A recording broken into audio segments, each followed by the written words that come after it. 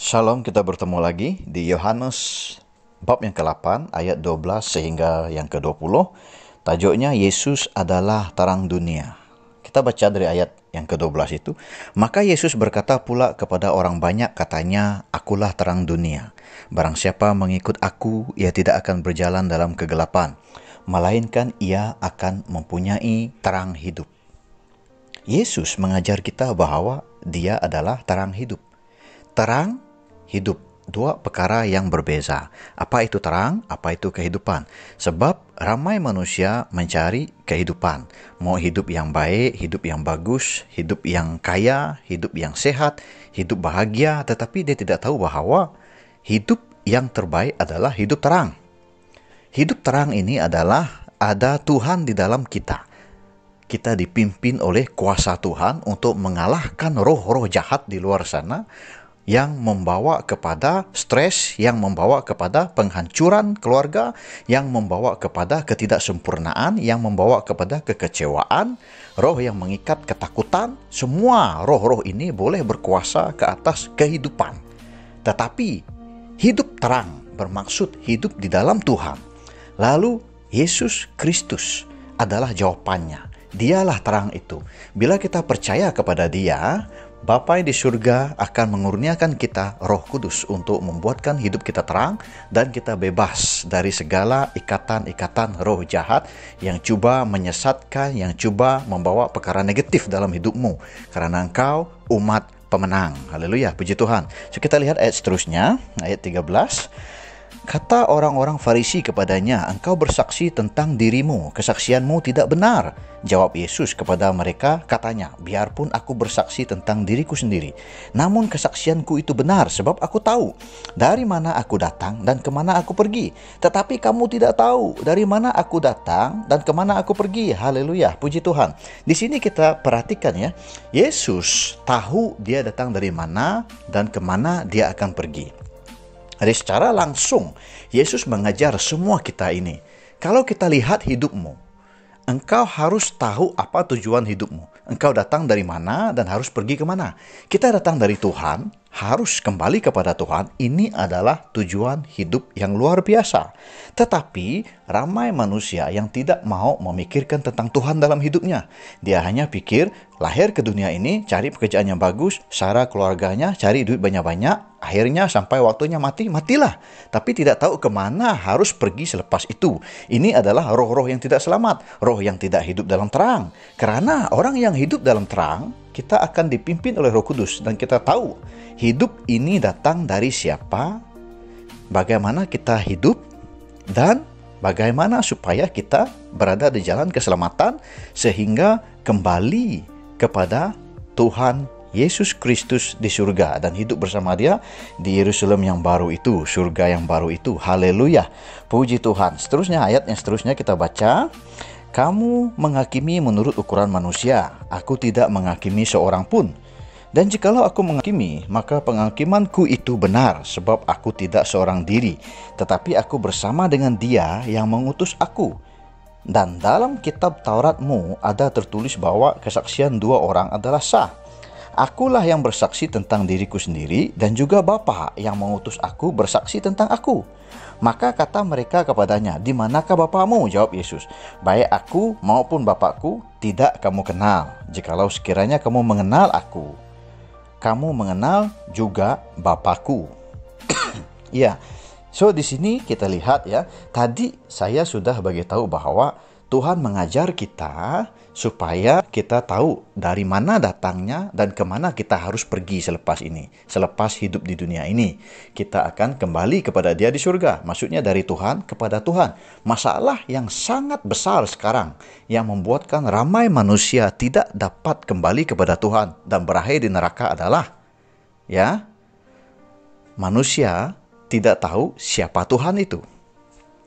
Ya, ada yang kata, "Baiklah, saya pun mau. Saya datang dari Tuhan, kembali kepada Tuhan. Tapi siapa Tuhanmu? Apakah kau kenal siapa Tuhan?"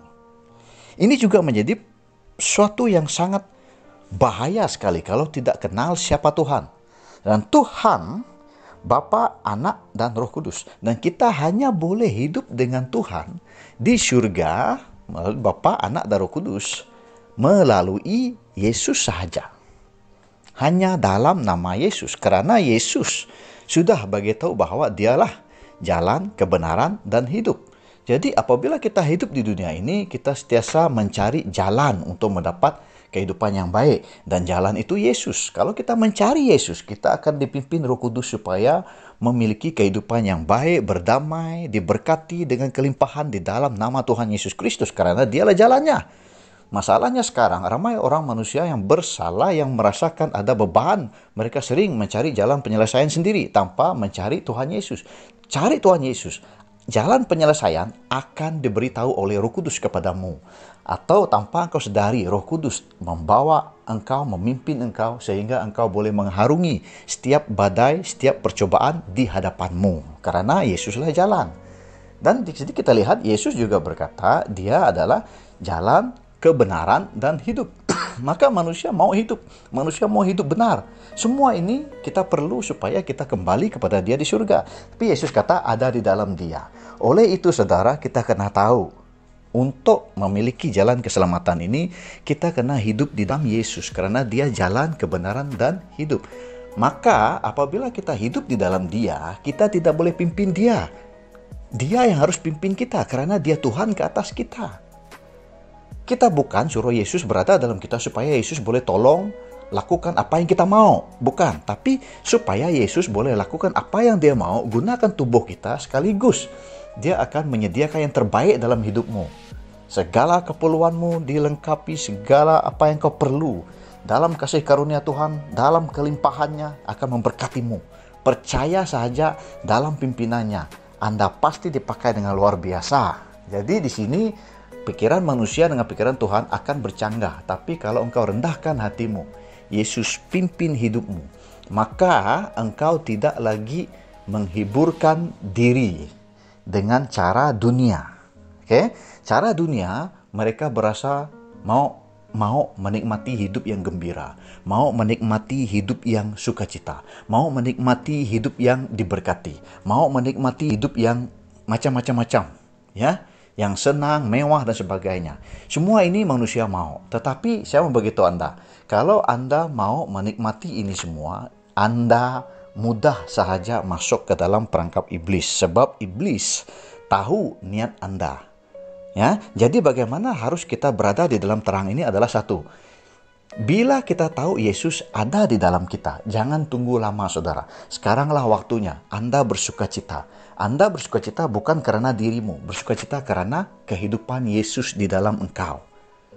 Kehidupan Yesus di dalam kita. Sekarang, bila kita jemput dia di saat engkau sedih, di saat engkau stres, engkau jemput Yesus datang dalam hidupmu, hatimu akan damai. Sebab bila engkau mula menikmati kehidupan Tuhan, engkau tahu bahwa Tuhan ada di dalam engkau bersukacita bukan karena hidupmu, tetapi hidup Yesus di dalam engkau melalui Roh Kudus. Maka dengan inilah kau harus tahu, dan ikatan Roh Kudus, hidup Tuhan di dalam kita, lalu tubuh kita jadi baik sucinya. Berbahagialah karena itu. Berbahagialah karena Tuhan, bukan karena dirimu. Karena hidup ini, bila engkau lakukan seperti itu, kau menyenangkan hati Tuhan, Tuhan mudah untuk pakai engkau dengan luar biasa. Dan kita lihat ayat ke-20, kata-kata itu dikatakan Yesus dekat perbendaharaan. Waktu ia mengajar di dalam bait Allah, dan tidak seorang pun yang menangkap dia, karena saatnya belum tiba. Yesus berada di mana?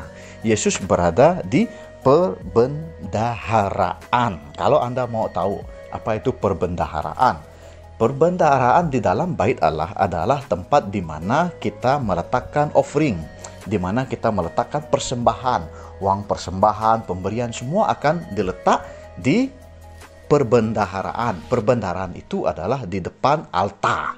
Biasanya di depan altar. Jadi di depan altar, di mana Yesus berkata-kata itu, di sana biasanya kalau kita lihat sistem yang dilakukan mereka, ada kaki dian di sana, ada lilin di sana, ya. Jadi biasanya lampu itu terang itu mengingatkan mereka akan tiang awan dan tiang api yang memimpin mereka keluar dari Mesir. Keluar dari Mesir dulu, mereka ikut. Pada waktu malam tiang api, siang tiang awan. Ya, mereka ikut. Jadi tiang itulah yang mereka ingat apabila mereka lihat di altar itu. Tuhan menyertai mereka. Dan sekarang ini, terang itu sebenarnya Yesus sudah begitu secara simbolik ya. Secara simbolik bahwa bukan terang dari lilin lagi yang harus kau lihat. Dia yang berdiri di sana, dialah terang kehidupan. Karena hidupmu bukan dengan apa yang kau lihat, tetapi hidupmu adalah apa yang terjadi di alam roh. Hidupmu adalah rohmu. Kembali kepada Tuhan. Rohmu perlu Roh Kudus. Hanya dalam nama Yesus kau akan dapat terang itu. Haleluya. Puji Tuhan. Terpujilah nama Tuhan Yesus. Semoga Anda diberkati. Haleluya. Amin.